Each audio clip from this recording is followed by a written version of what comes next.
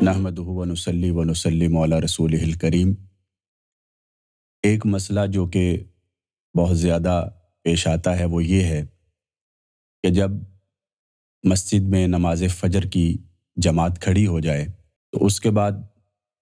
بعض اوقات اگر انسان نے سنتیں نہیں پڑھیں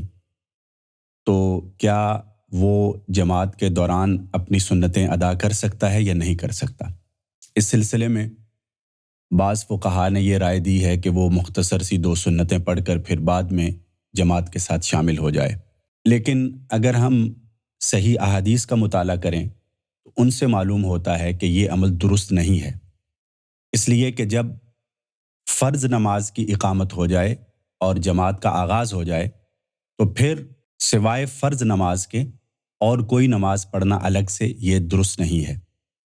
اور اس سلسلے میں نبی کریم صلی اللہ علیہ وآلہ وسلم کا یہ ارشاد موجود ہے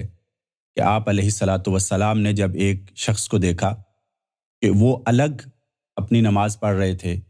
اور جب نماز کھڑی ہو گئی تو وہ اپنی نماز پڑھتے رہے اور اس کے بعد انہوں نے جماعت میں شرکت کی، تو آپ نے ان سے پوچھا کہ تم نے کون سی نماز کو فرض شمار کیا ہے، جو تم نے اکیلے پڑھی ہے یا ہمارے ساتھ؟ اس لیے کہ آپ نے فرمایا کہ اذا اقیمت الصلاۃ فلا صلاۃ الا المکتوبہ، کہ جب نماز کھڑی ہو جائے، قائم ہو جائے، اس کے جماعت کا آغاز ہو جائے تو پھر سوائے فرض کے کوئی اور نماز پڑھنا درست اور جائز عمل نہیں ہے۔ اصل میں بعض لوگوں کو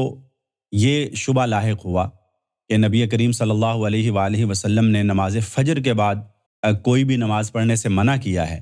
تو اس لیے فجر کی سنتیں جماعت کے بعد چونکہ نہیں پڑھی جا سکتی تو لہٰذا یہ رہ جائیں گی، اس لیے جماعت کے دوران ہی پڑھ لینا چاہیے، لیکن یہ بات بھی درست نہیں ہے، اس لیے کہ نبی کریم صلی اللہ علیہ وآلہ وسلم نے جو منع فرمایا ہے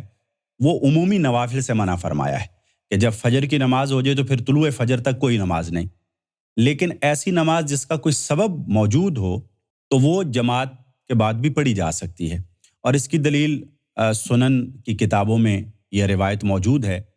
کہ نبی کریم صلی اللہ علیہ وآلہ وسلم نے جب نماز کے بعد سلام پھیرا تو ایک صحابی نے اٹھ کر 2 رکعتیں پڑھی، تو آپ نے فرمایا کہ یہ کون سی نماز تم نے پڑھی ہے؟ تو انہوں نے عرض کیا کہ میری فجر کی سنتیں رہ گئی تھیں، وہ میں نے اب جماعت کے بعد ادا کی ہیں۔ تو اس کے بعد حدیث میں آتا ہے کہ آپ علیہ الصلاۃ والسلام خاموش ہو گئے، فسکت رسول اللہ صلی اللہ علیہ وآلہ وسلم۔ اور شریعت کا قاعدہ یہ ہے کہ جس کام پر نبی کریم صلی اللہ علیہ وآلہ وسلم سکوت اختیار فرمائیں تو یہ گویا کہ اس عمل کے جائز ہونے کی دلیل ہے، اس لیے کہ اگر وہ عمل درست نہ ہوتا، ناجائز ہوتا، ممنوع ہوتا تو آپ علیہ الصلاۃ والسلام اس سے منع فرما دیتے، تو جب آپ نے اس کو برقرار رکھا تو گویا کہ آپ نے اس پر رضامندی کا اظہار فرما دیا اور اس کے جواز پر مہر تصدیق ثبت فرما دی۔ تو اس لیے درست مسئلہ یہی ہے کہ جب انسان مسجد میں آئے اور جماعت کھڑی ہو چکی ہو تو اسے چاہیے کہ وہ سیدھا جماعت کے ساتھ شامل ہو جائے اور فرض نماز کو مکمل کرنے کے بعد وہ 2 رکعت جو سنت رہ گئی ہیں فجر کی وہ بعد میں عطا کر لے، یہی درست عمل ہے۔ لیکن اس سے ہٹ کر یہ کہ ایک طرف جماعت ہو رہی ہے اور دوسری طرف کسی کونے میں آپ سنتیں ادا کر رہے ہیں تو یہ اس حدیث کی خلاف ورزی ہے جس میں آپ نے فرمایا کہ فرض نماز کی موجودگی میں جب نماز قائم ہو جائے تو پھر کوئی نماز اور نہیں پڑھی جا سکتی۔ اللہ تعالی ہمیں مسائل کا درست فہم عطا کرے اور کتاب و سنت پر صحیح معنوں میں عمل پیرا ہونے کی توفیق عطا فرمائے۔